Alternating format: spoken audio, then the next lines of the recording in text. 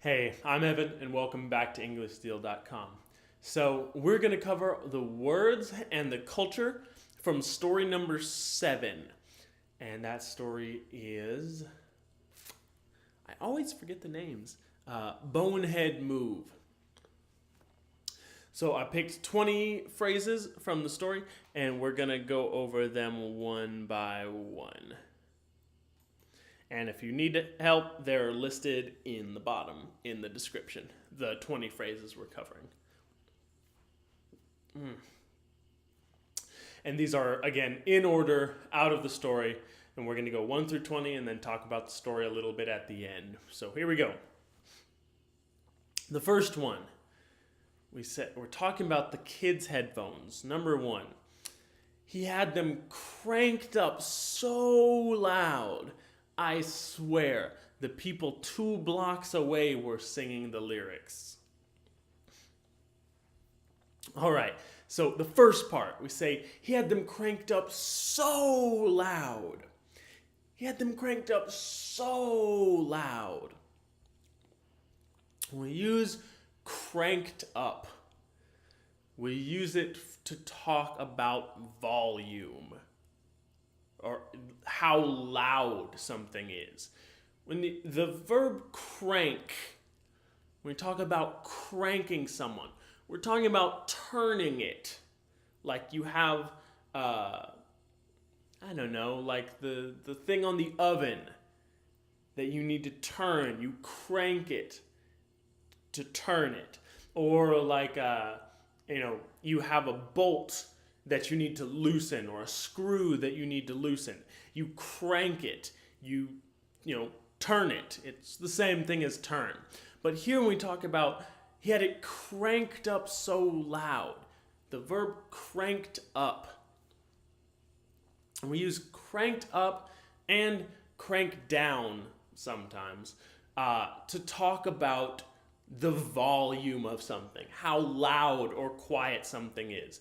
When we say he had it cranked up, it's the same thing as he had it turned up. You think about the volume knob. Some things have a piece of plastic that you turn or crank to make the volume louder or quieter. So we say cranked up. That means turned up. The volume is louder. So he had them cranked up so loud. I swear the people 2 blocks away were singing the lyrics. Now, when we say I swear before a sentence, it's just for emphasis. It doesn't actually mean anything. It just adds emphasis to the sentence. And then when he says, the people 2 blocks away were singing the lyrics, that's just saying it's an exaggeration. I'm saying it's so loud that the sound was going, 2 blocks. It didn't really go 2 blocks. It's just exaggerating, saying that people 2 blocks away were singing the song. All right, number 2, say, he's just walking this jagged line with his phone up. He's walking this jagged line. Jagged line.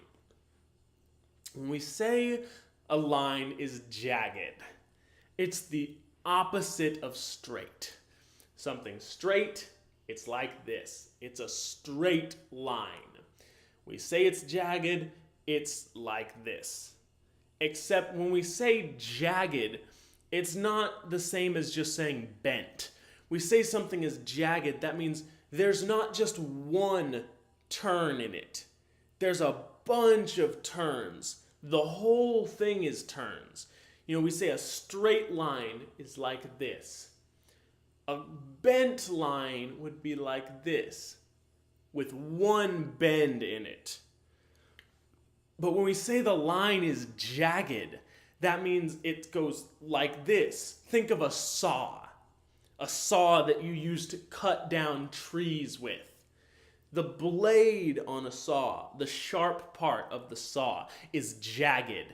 It goes back and forth and back and forth, up and down and up and down. We say it's jagged. And when we're talking about something as being jagged, we're saying it's not just one bend, it's a lot of bends, back and forth. So, he was just walking this jagged line with his phone up. All right, number 3. So all of us stopped.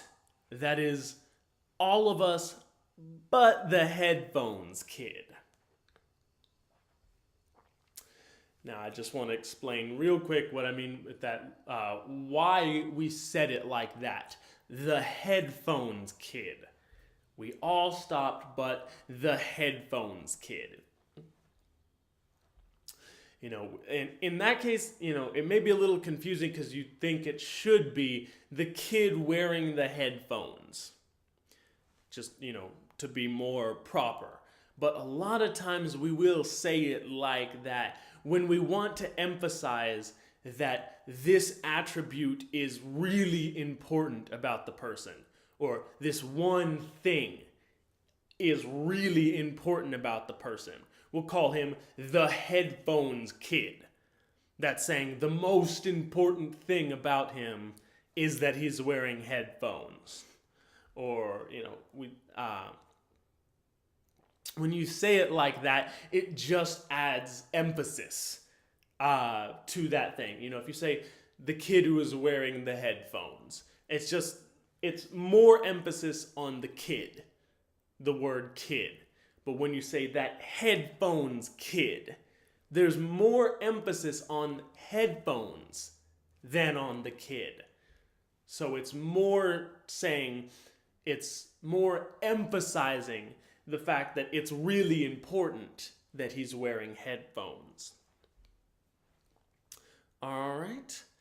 Number 4. We say he just goes on waltzing into the intersection. He just goes on waltzing into the intersection. Now the word waltz, waltz, it's a type of dance,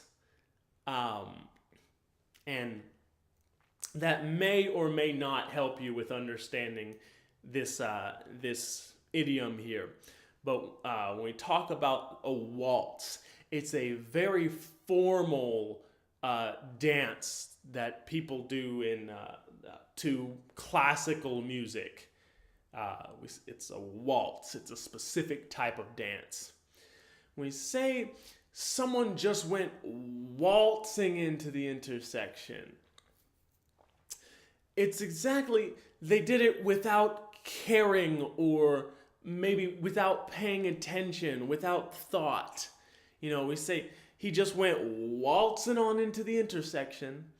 Exactly. You can think of it as he's doing his own thing.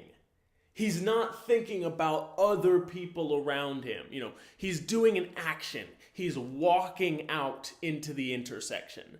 But he's doing it with only caring about himself, only thinking about himself. He's not thinking about maybe there's cars. He's not thinking about maybe there's other people that I might get in the way of. He's just thinking about himself, his own thing. We say he just goes on waltzing into the intersection. And, you know, you can think of it as, you know, if you're doing a waltz, which is a fancy dance, if you're doing a waltz, you're really into that dance. You're concentrating on that dance that you're doing. And you're probably not thinking about the other people around you. You're thinking about your dance. So we say he just went waltzing into the intersection. It's exactly, he's doing something for him, not caring or thinking about other people around him. Okay, number 5. And this is a long one, and so we're going to break it down a couple times. So for number 5, we say, yeah, there was a truck just barreling down the road trying to beat the red light. It's a truck just barreling down the road trying to beat the red light. When we say something is barreling down or, barreling over, we typically say barreling down. It just means going fast. I think it comes from when you think of a barrel is a large container, really large wooden container that they usually use to store wine. I don't know what else they store in barrels, maybe oil, liquids. These just big wooden containers that they store liquids in. And when I think about it, it doesn't make much sense when you talk about barreling down. It just means going fast. Something's barreling down, it's going fast.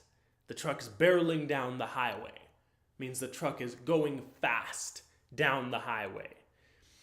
And when I think of it, I think it comes from when people used to get in barrels, like the big barrels that you store liquids in, and go down waterfalls.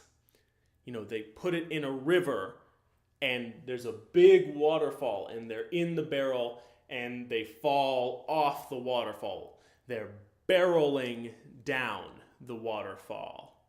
I don't know why people do that, but I've heard of people doing that, and to me it makes a little bit of sense.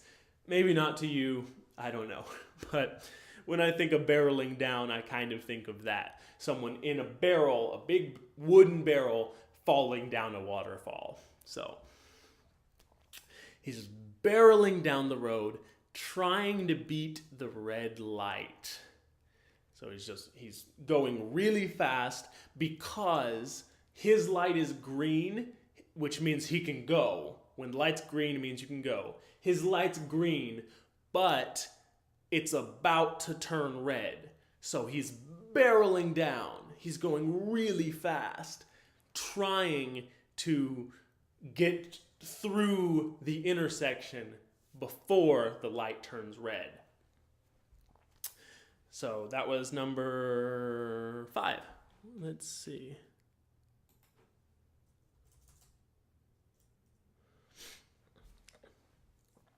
All right, another one.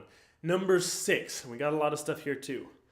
Say, and the guy finally sees him, and he lays on his horn and just slams on the brakes. He lays on his horn and just slams on the brakes. Now, when we talk about the horn in this situation, horn is what we call the part of a car that makes noise, that you use in emergency situations. Typically, you push the center of the steering wheel. You push the center, and it makes a sound outside of the car really loud to tell people that something bad might happen. So in this case, we say, he lays on the horn. He lays on the horn. When you think lays, you think like your body laying down. Kind of, it doesn't make much sense. We typically use 2 ways to talk about using the horn in a car.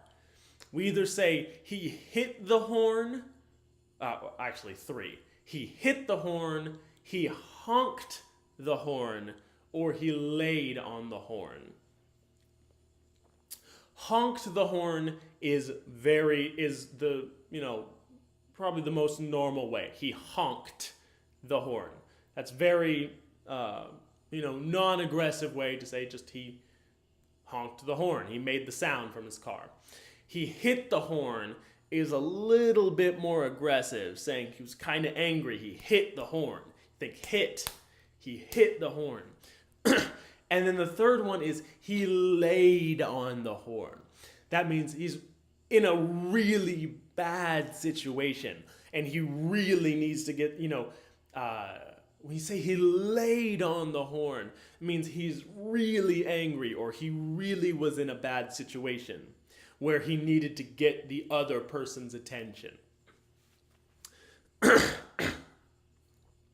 So we say he lays on his horn. You think laying with your body, like, you think about putting all your weight on it, or like, laying into a wall, putting all your weight on the wall. We say he lays into the horn, saying really aggressively he hit the horn. And he just slams on the brakes. And again, with the brake is the thing that stops the car. And when we say he slammed on the brakes, slam is hit, means to hit really hard. You say he slammed him, that means he hit him really hard. So we say he laid on the horn, he hit the horn really hard. And he slammed on the brakes, that means he hit the brakes really hard too.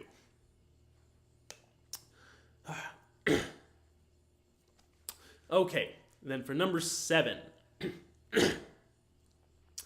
we say he stopped maybe 1 inch shy of hitting this kid. And he corrected himself to 1 foot shy of hitting this kid. Now this is one of the many different ways we can say the distance between the two people. We can just, when you say he stopped 1 inch shy or 1 foot shy, that just means away. You think shy in this case, you can just replace it with away. He stopped 1 inch away, or he stopped 1 foot away from the person.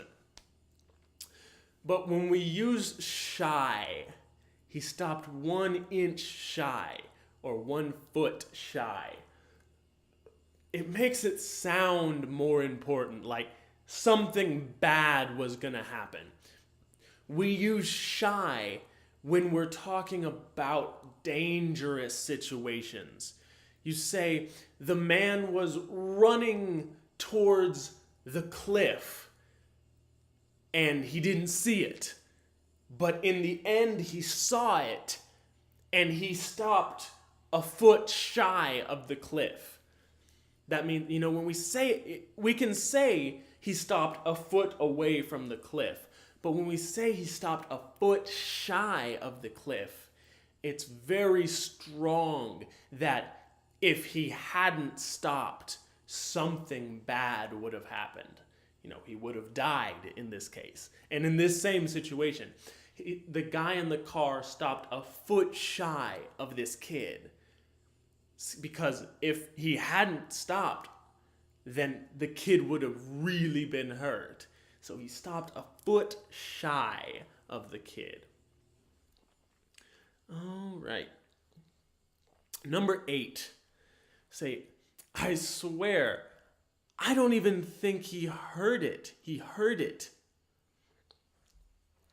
And I just wanted to talk about this one just real quick because, again, you see, I swear. And when we talk about I swear literally, it means the same as I promise. You say I swear something, or it has some other meanings. But one of the most common ones is either I promise, or it can also mean to use bad language. Little different meanings. But in this case, we're just using I swear for emphasis on the situation. We say, I swear. I don't even think he heard it. And so that with that one, it's, again, just emphasis. Okay, number 9.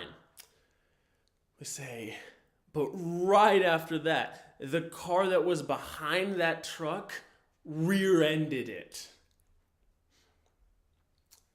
We say, the car that was behind that truck rear-ended it. this is talking about a specific type of car accident. The car rear-ended it. So when we talk, this is a situation that we do quite a bit in English where we make a verb from something that shouldn't be a verb. You know, if we were just gonna say that as a sentence, we'd say one car hit another car in the rear or in its rear end. And in this case, you know, we're talking about the end just means part here. So when we talk about a car, there's the front end, that's up here, and the rear end, which is in the back.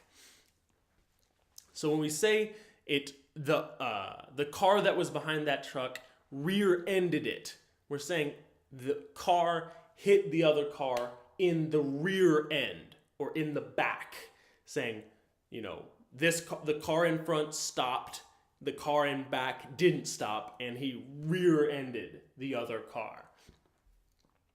And in this case, in English, you know, again, we do this a lot. We just take the noun and make it a verb. And if you say rear end, that's talking about the back. That's the noun, the back part of the car, rear end. And then we just add ed to make it a verb. Rear-ended. He rear-ended him. And that just means to hit another car in the back. And we don't use this with other types of car accidents. We do that with verbs a lot in English, where we just take a noun and add ed and make a verb out of it. But in this case, we don't say he front-ended it or he front-ended the car. We say he hit it head on. So rear-ended it is kind of, you can't take that logic and use it to make more words. We have very special words for every place that a car can get hit. You know, if it gets hit from the back, it's rear-ended. If it gets hit from the front, it's hit head on. If it gets hit from the side, we usually say it got T-boned. So, and I'll explain I'm getting off track, but I'll explain just a little bit. The car gets hit from the side, we say it got T-boned. And what a T-bone is it's a type of steak, a type of beef steak. And I don't remember what part of the cow it is, but we call it a T-bone steak because the bone that you see in the steak is the letter T in English, flat on the top, and then this piece that hits it on the side. So you think of a car going and another car hits it in the side. I'll do it like this. A car going along, another car hits it in the side like the letter T, or like the food, a T-bone steak. So say it got rear-ended, hit head-on, or T-boned from the side. It's off topic, but that was number 9. The car that was behind that truck rear-ended it. All right, number 10. We say, and the kid just shuffles up real quick, picks himself up, and dusts himself off. All right, so when we say the kid just shuffles up real quick,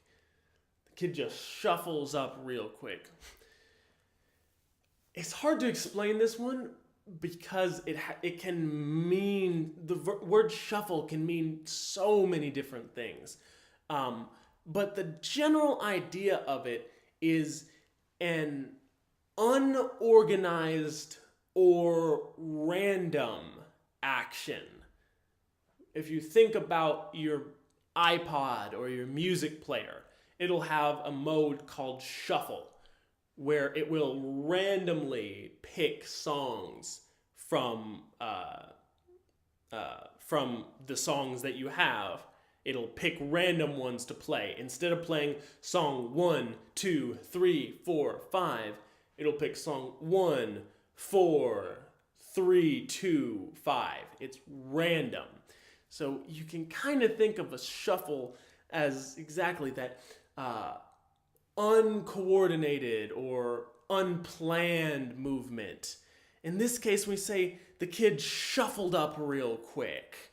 We're kind of saying he was scared. And so he didn't just, fall and then kind of, push his hands down and stand back up. We say he shuffled up. That means he was really scared. He was shaking. He just, he was down and just shuffled up, just really uncoordinated and unplanned movement. He just shuffled up. So we say he just shuffles up real quick and picks himself up and dusts himself off. Now, we use those two things together a lot, to pick up and dust off. And in this case, it's used very literally, but we also use it metaphorically. I'll explain both. When we use it literally here, what you're saying, he picks himself up and dusts himself off. It means literally, he was on the ground, so he picks himself up. That means he stands up. He picks himself up, and he dusts himself off. And dusts himself off in this case is where you usually hear the metaphor. Because, picks himself up and dusts himself off can mean that he got dirt on himself. When you talk about dusting something off, you're saying there's dirt on it and you want to get the dirt off. So you do an act, you dust it off to get the dirt off. So he fell on the ground, now he has dirt on him, so he wants to dust the dirt off. But we also use that dust himself off, in this case, you can think of it metaphorically. When you talk about dusting something off, you mean kind of getting it ready to be used again, or, preparing it for something. We say, I found some, let's see, what would we say sometimes? I dusted off some old family photos this weekend. It can mean that, they were old, they had dust on them, but it can also mean just, I hadn't looked at them in a while. We say, I just dusted them off. That means I opened them up to look at them again. And it comes from the literal meaning, that if it's old, it hasn't been used. If it's old and hasn't been used, it has dust on it, and you need to get the dust off before you use it. But a lot of times we do use it in the metaphorical way to say that we took something that hadn't been used in a while and made it ready. And so if you can kind of think of it both ways. When he shuffled up, he picked himself up and dusted himself off. He may have literally dusted himself off, but he also maybe was getting himself ready or thinking about the situation that was happening. So that was number 11. So number 12. Let's see. I'm sorry, that was number 10. Number 11. I say, just the look on his face is just completely dumbfounded. Say the look on his face is just completely dumbfounded. We say a lot, he just had this dumbfounded look on his face. And, it just means exactly, just surprised. When you say, I was dumbfounded, my boss came and talked to me at work yesterday, and, he was talking about all these problems, and I was just completely dumbfounded. It's just, not just surprised, but ignorant. It has the word dumb in it. You think of it dumbfounded. You can kind of think of it as found dumb or found to be dumb or ignorant in a situation. You say, I was dumbfounded. That means, I was surprised and I didn't know what was going on in this situation. I was so ignorant of what was happening. I was just completely dumbfounded. That's a good situation for that. We say someone who doesn't, who doesn't know much about music and wants to start. So he goes into a music store and the employee at the store starts telling him about music. And he would say, I was completely dumbfounded when he started talking to me about music because I didn't know anything about music. So I was ignorant and I was surprised. I was dumbfounded. So in this case, we say just the look on his face is just completely dumbfounded. Means exactly, he's surprised, he's ignorant, he doesn't know what to do. So, and we emphasize it a little more with number 12, so I'm going to go ahead and do that one. For number 12, say, like you just caught a deer in headlights. Like you just caught a deer in headlights. Now, I don't know, deer is an animal, and I'm not sure how many of them they have in the rest of the world, or even really the rest of the country, the United States. But where I live, there are a lot of deer. They're just an animal. They're, kind of tall, brown fur. They're like a small horse, a really small horse. Kind of. Just look it up. You'll find it. But they're called deer, and this is a common saying. I think just in the south of the U.S. or maybe in other parts where deer are really common animals. But we say, he was like a deer caught in headlights. And what happens with deer is they're everywhere where I live. And you see them a lot. And one thing, it's a kind of a thing with them, when you shine a bright light at a deer, they stare at it. They don't move. They don't go away. They don't run. They just stare at the light and just stand there. So, a lot of times what people would do was if they want to kill a deer, because people eat the meat of deer, we call it veal. People eat it a lot. And sometimes people would want to kill one, and so what they would do is they would get in their car and shine their headlights on the deer. And it would just be so surprised that it would just stare at the lights. And then you could just shoot it, kill it, and take it home and eat it. I think that's illegal, but I'm not sure. But yeah, and sometimes too, there's a deer in the middle of the road and you want it to go away. So your thought might be, I can shine my headlights on it and maybe it'll go away. But when you shine your headlights on it, it doesn't go away. It just stays there and just looks at you, just completely surprised. It doesn't move at all when you shine headlights on it. So when we say, where was that? It's just like you caught a deer in headlights.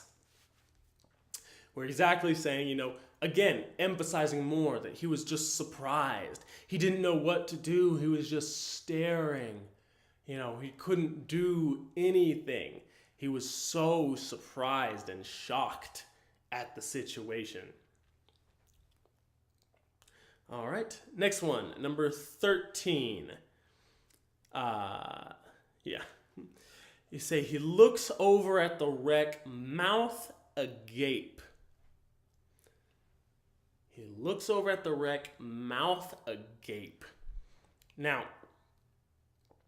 we use this expression, and it's again going with the theme from the previous two to mean surprise. In this case, agape means the same thing as open. We just say mouth agape. That means mouth open. When you think of someone who gets surprised, they look at something and go, they open their mouth really wide. They look at it when they're surprised and they're surprised to see something. They open their mouth really wide. So we say their mouth was agape, or we can say their mouth was open. But when we use agape, it's much stronger. We say mouth agape. That means as open as it could possibly be. So extremely open. When we say mouth agape, means as open as you can make your mouth. When we're talking about that, his just staring at the wreck, mouth agape, just completely open. Just like it. Again, more talking about the surprise. All right, and number 14, we say, this kid, he turns around and just books it up the cross street. He turns around and just books it up the cross street. Now, I hope you can get from the gesture, just books it. Because I have no explanation for this one. We use it a lot in English, and it just means they start to run really fast. You say someone books it, or he was booking it.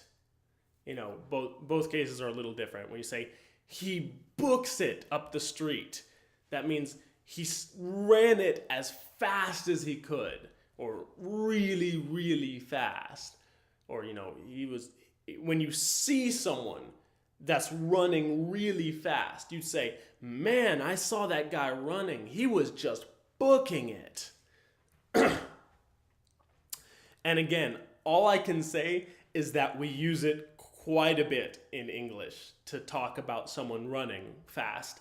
I really don't know what it means or where it comes from, but we do use it a lot. Just booking it, or he booked it up the street. So maybe a little disappointing. I'm sorry, but I really don't know where it comes from. So where are we at? Number 15. Let's see. Yeah. So number 15. In the story it goes, well, let's just say I think he taught that kid some new words that day. All right, so I want to explain this in two separate parts. The first one, well, let's just say it's important to be able to recognize that sentence, and you can recognize it mostly by the tone that you hear it with. When you hear that sentence said with that tone, it means that a joke is coming, or something that's funny, some kind of joke or something funny is coming when someone says it like that. And it kind of has two meanings. One, the next thing is going to be kind of funny, and two, the next thing is going to probably be a euphemism. And what a euphemism is a nicer way of saying something offensive.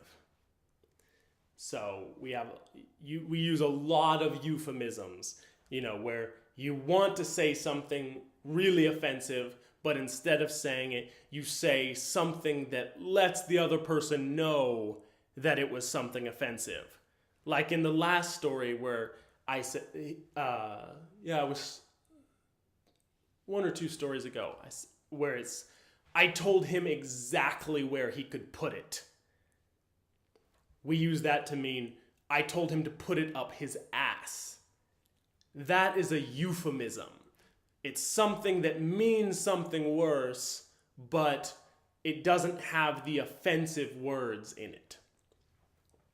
And so here, when he says in that first part, well, let's just say,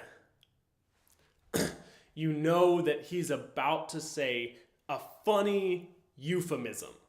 Something that's funny and something that probably is going to be a little offensive if you really think about it.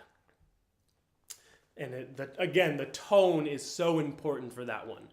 Well, let's just say, and again, when you think about that, it's kind of like saying it's bad to say the real thing, so because we're in a professional environment, let's say it this way. In other words, let's use a euphemism. You say, well, let's just say. All right, and the last part of it there. So, I think he taught that kid some new words today. So when you think about it with the first part, this is a euphemism for saying that the man used a lot of bad language or bad words, offensive words. You know, this kid caused him to wreck his car, and now he's angry and he gets out of his car, and you can imagine he just starts screaming bad words at this kid. And so that's kind of where it's coming from, you know. He starts screaming bad words at this kid, but I don't want to repeat exactly what he said because it's offensive to repeat those words. So I say it in a funny euphemism way, which is, again, I think he taught that kid some new words that day.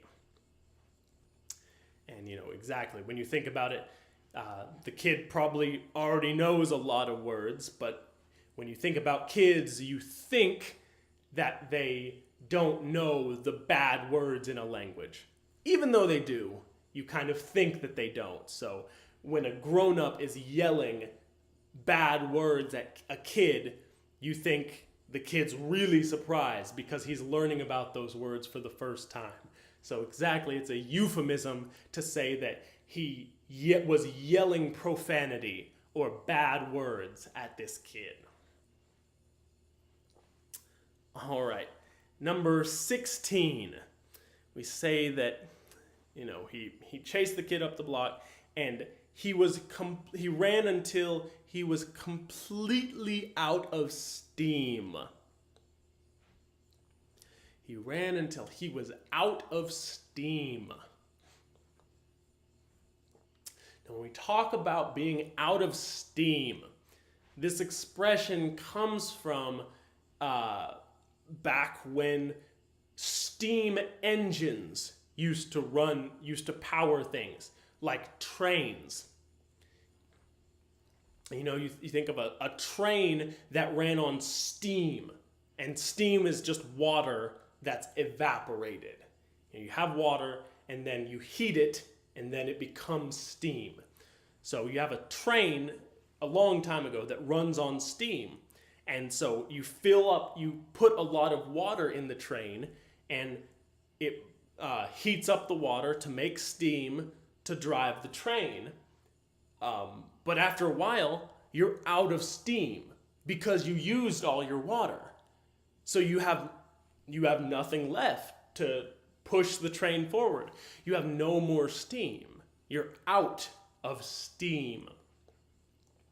It's the same thing as saying you're out of fuel or you're out of gas. In this case, we use it a lot to mean that someone is exhausted.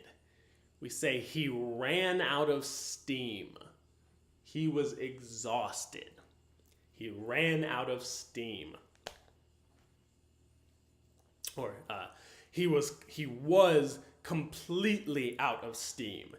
That means he was running and then he ran so much that he couldn't even take one more step. He just fell down. He was completely out of steam. All right. And number 17, we say, he had already yelled himself hoarse too. He had yelled himself hoarse. Now, when we say someone is hoarse, and this is different from the animal. We're not saying they're a horse. We're not saying they're an animal. We're saying they are hoarse. It's a way of describing when your voice doesn't work anymore. You know, when you are sick or you, in this case, you yell a lot. Your throat gets damaged. It hurts. And you can't speak at the same volume or the same way that you speak when your throat is normal. You yell a lot or you're really sick and your throat gets damaged. And so we say you're hoarse. You know, when someone yells a lot, then when they're talking, they talk like this. They can't say things really loud, so they're talking like this. Or, you know, when someone's sick or they yell a lot, they talk like this. It's hard for them to talk much louder. We say that they're hoarse or that their voice is hoarse. You know, if you walk into work and someone's starts talking to you and their voice sounds like that, it's like, you know, you ask them, "Are you sick today? You sound hoarse." Or your voice is really hoarse. And, you know, again, it's not insulting. It's just talking about, you know, your throat is damaged, and so your voice is hard to understand or hard to hear. So in this case, we say he had already yelled himself hoarse. That means he yelled at this kid so much, so loud, that it was hard for him to speak anymore. And so he was tired, he was hoarse from yelling, and so he just gave up. All right, number 18, we say, so I hope someone just knocks him upside the head or something. All right, and this one is kind of hard to describe, but when we say knock someone upside the head, it's a very, very informal way of saying hitting someone. Usually we use it for parents disciplining their children. You know, you typically wouldn't say, "I'm gonna knock him upside the head," because it's kind of a funny way to say it if you're talking about another adult.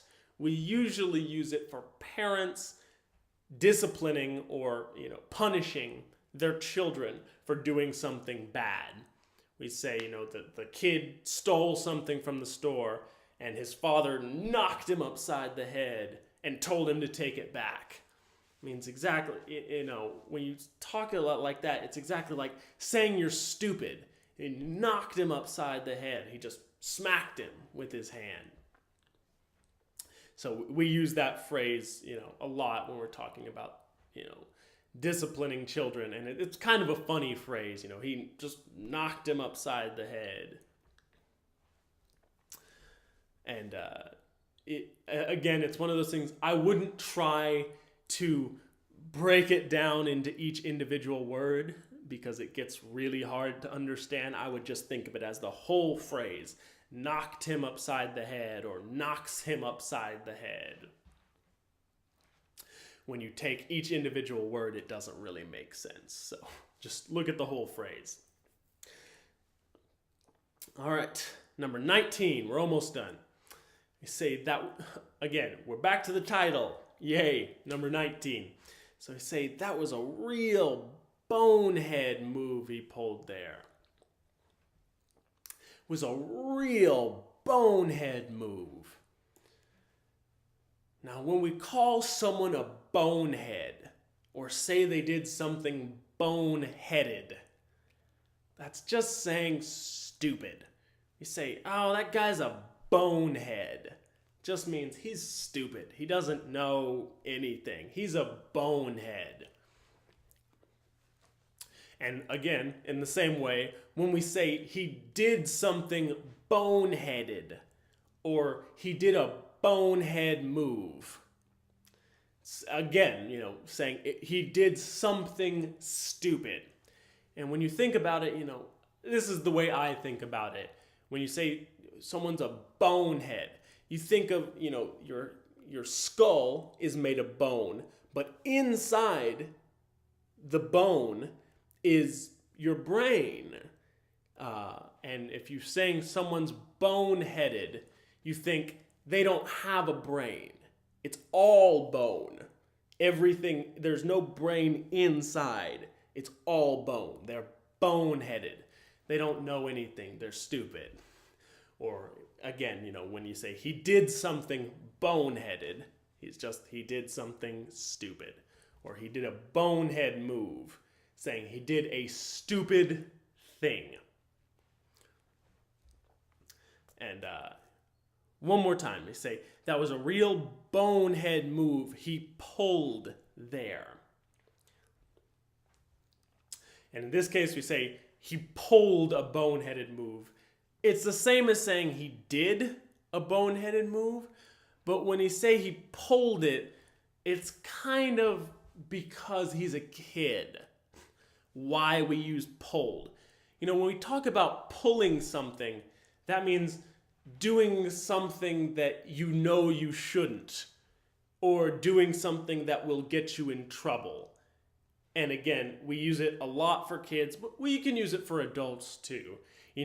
He tried to pull something at work, but it didn't work. Maybe he tried to steal or something like that. He tried to pull something, but it didn't work. So to pull just means to do something you're not supposed to. So in this case, that was a real boneheaded move he pulled. It's saying, that he wasn't supposed to do. He pulled it.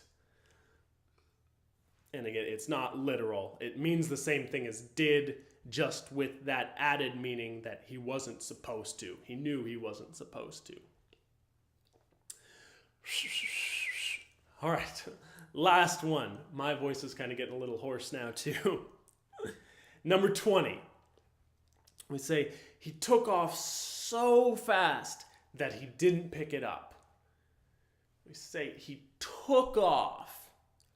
He took off.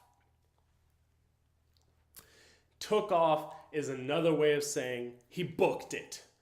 Or, just he ran away. We just say he took off so fast. Now, we use take off for a lot of things in English. Airplanes. When an airplane is on the ground and it starts to fly, we say it takes off. When a rocket is on the ground and it starts to go into space, we say it took off. When a car is stopped and it starts to go for a race, we say it takes off. So we use take off a lot just to mean start to move fast. Anytime we use take off, just whatever it is, it starts to move fast.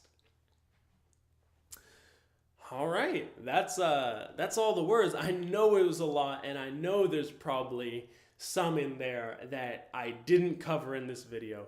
And if you have any questions about them, just send me an email or post a comment under the video, and I'll answer them for you. But I just wanted to talk about just the story in general. So what did you think about it? What was the tone, kind of? Yeah, the speaker who was talking was very condescending to this kid. He was very much talking down to him. He thought he was better than this kid. He used a lot of words that were meant to, every time he talked about him, he said this kid. He didn't say this guy or this person. He always said this kid. And, he talked about him pulling stuff. And he used those kinds of words that let you know he was kind of talking down to him. He thought he was better than this kid because he was older than him. And so, in that case, it was a little angry, but not that much. Mostly it was just he was talking down. He thought he was better than this kid. And yeah, that's it. Thanks, everyone. Hope you enjoy.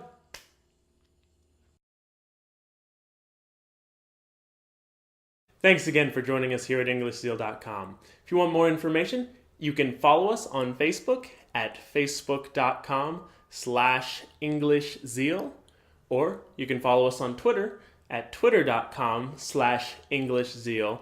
Or if you have any questions, comments, suggestions, or requests, you can send us an email at info@EnglishZeal.com. Thank you, guys.